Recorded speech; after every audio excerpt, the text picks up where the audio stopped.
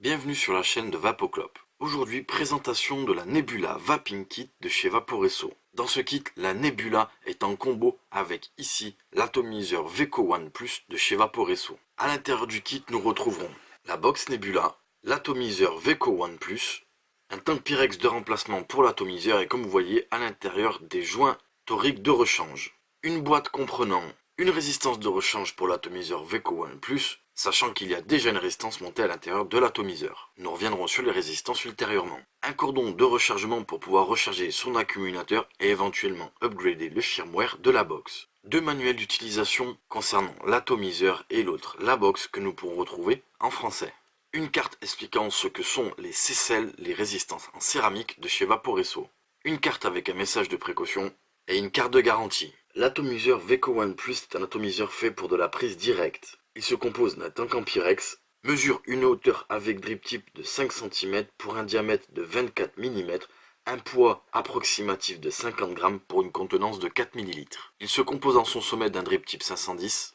Au niveau du top cap, on le voit, nous avons deux arrivées d'air que nous allons pouvoir ici saisir et faire varier de gauche à droite pour ouvrir ou fermer les arrivées d'air. Nous pourrons bien entendu ici saisir le top cap et le dévisser, ce qui va laisser apparaître d'un côté le réservoir pour pouvoir effectuer son remplissage car c'est un atomiseur qui se remplit par le haut.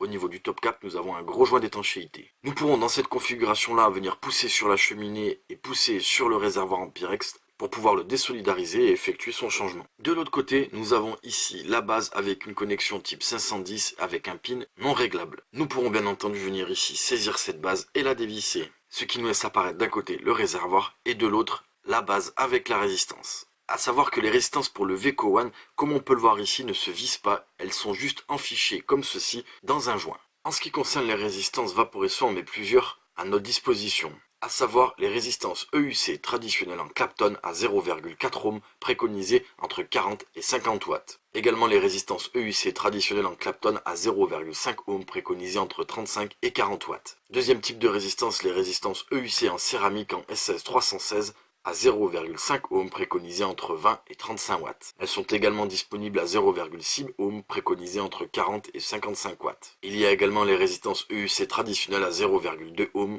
préconisées entre 50 et 70 watts. Également disponibles les résistances EUC traditionnelles à 0,2 ohm préconisées entre 50 et 70 watts. A savoir que normalement il y a légèrement plus de résistance proposée, mais nos informations ne sont pas exactes. Donc nous ne préférons pas les évoquer pour ne pas vous induire en erreur. Mais sachez qu'il y a beaucoup de résistance proposée pour cet atom.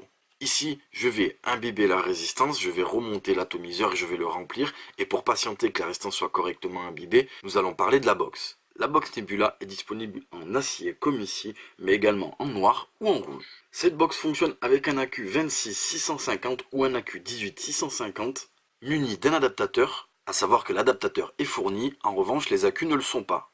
Elle embarque le chipset Omniboard, capable de faire du wattage avec la fonction CCW, qui est tout simplement une personnalisation complète du wattage où on peut personnaliser la variation des watts en fonction du temps. Également le mode contrôle de température avec la fonction CCT, qui est, comme pour les wattages, une possibilité de faire varier la température en fonction du temps. Le contrôle de température peut s'effectuer en NI, SS et TI. Également disponible le mode TCR et le mode bypass. Elle mesure une hauteur au plus haut de 8,7 cm, un diamètre ici au niveau de l'atomiseur de 26 mm et une profondeur dans ce sens de 4,8 cm pour un poids approximatif de 150 g.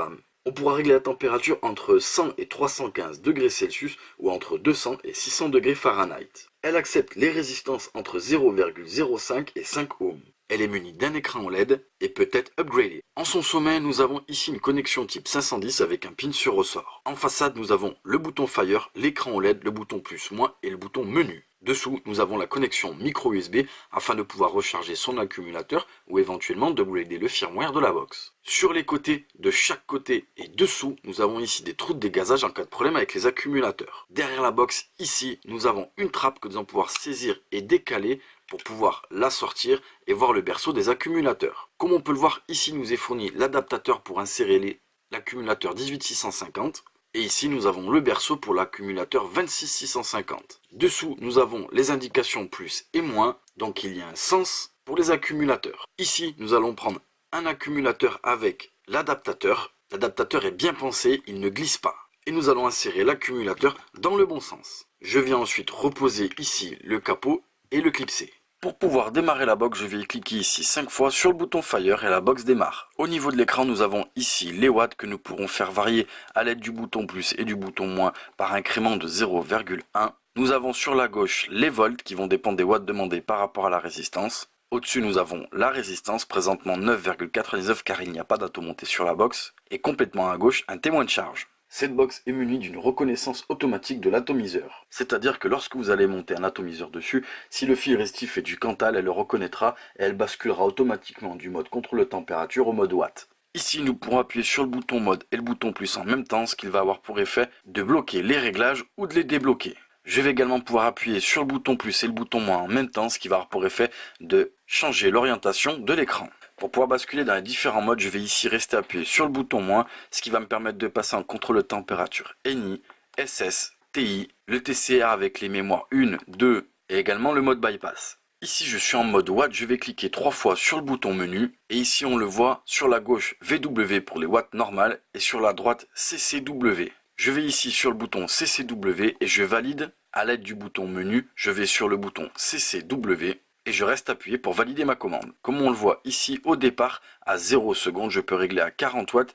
Je clique sur le bouton menu pour passer à la première seconde et je peux monter ou descendre ma valeur de la puissance et ainsi de suite. Je peux régler comme ça jusqu'à 9 secondes. Pour revenir en mode watt normal, je clique 3 fois sur le bouton menu, je reviens au mode VW et je reste appuyé pour valider ma commande. Ici, je suis en contrôle de température, je vais pouvoir faire varier la température à l'aide des boutons plus et moins. Pour passer des degrés Celsius au degré Fahrenheit, je vais à la limite haute ou basse et je continue à faire varier, ce qui va me basculer automatiquement des degrés Celsius au degré Fahrenheit et vice versa. En contrôle de température, je vais pouvoir appuyer 3 fois sur le bouton menu et là également, je pourrai passer au mode CCT pour avoir une variation dans le temps. Cela fonctionne exactement comme avec le mode watt. Ici, en mode TCR, avec la mémoire 1 ou 2, je vais cliquer 3 fois sur le bouton menu. Et là, je vais pouvoir rentrer dans les différentes mémoires pour régler le coefficient de chauffe de ma résistance. Lorsque vous visserez un nouvel atomiseur sur la box, elle vous demandera si c'est une nouvelle résistance ou pas. Il vous suffira de valider à l'aide du bouton plus ou moins. Bien entendu, la Nebula a toutes les protections qu'on attend d'une box, à savoir protection contre les courts-circuits, résistance faible, anti-surchauffe, décharge excessive, bref, elle a toutes les sécurités qu'on attend d'une box à nos jours. Voilà en ce qui concerne les fonctions de la box et de l'atomiseur. Pour le contrôle de température, vous l'aurez compris, il n'y a pas de réglage de watts proprement dit, vous allez régler votre température et la box enverra automatiquement ce qu'il faut en termes de puissance pour atteindre la température souhaitée. Ici, nous avons installé l'atomiseur Veco avec la résistance en stainless steel à 0,5 ohm. La box m'affiche bien 0,5 ohm. Je suis en réglage de température en stainless steel à 200 degrés Celsius. Les arrivées d'air sont complètement ouvertes et on va tester ça.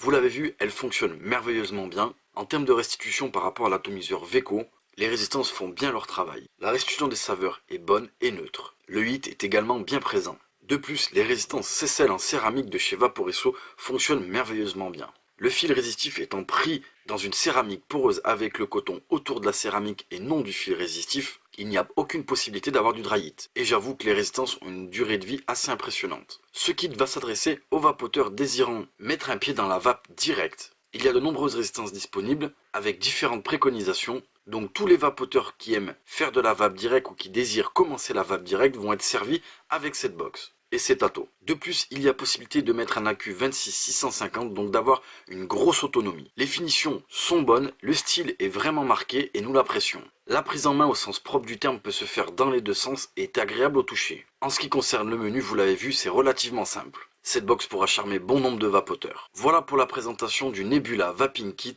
donc la box Nebula en combo avec l'atomiseur Veco One Plus de chez Vaporesso. Vous remercions d'avoir regardé cette vidéo sur la chaîne de Vapoclop.